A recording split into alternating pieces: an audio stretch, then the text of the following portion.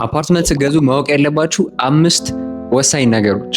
አንደኛ የኔት ኤሪያ እና የግሮስ ኤሪያ ልዩነት። ኔት ኤሪያ ማለት የአፓርትመንቱ የግል ስፋት ሲሆን ግሮስ ኤሪያ ግን የአፓርትመንቱን ስፋትና የጋራ መጠቀሚያዎችን ያጠቃልላል። ሁለተኛ አሹራ ስም በሚዘዋወርበት ጊዜ የሚከፈል ሲሆን የአፓርትመንቱን የዋጋ ግምት 4% የሚሸፍን የስም ማዘዋወሪያ ክፍያ ነው።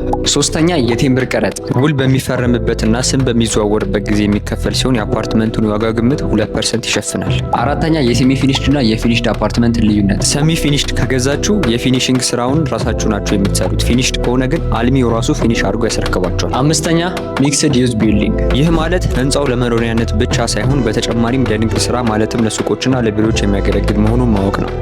አፓርትመንት መግዛት ትልቅ ኢንቨስትመንት ነው። ስለዚህ እነዚህንና ሌሎች ተጨማሪ ነገሮችን አስቀድማችሁ ወቁ። በተጨማሪም ከኛ ጋር የቤት ጉዞውን ለመጀመር ባዮ ላይ ያለውን ፎርም ይሙሉ። እኛ በ7 ቀን ውስጥ ለእርስዎ ተስማሚ የሆነውን አፓርትመንት እናገኝሎታለን። የቤት ጉዞውን ከኛ ጋር ይጀምሩ። ይመቻችሁ።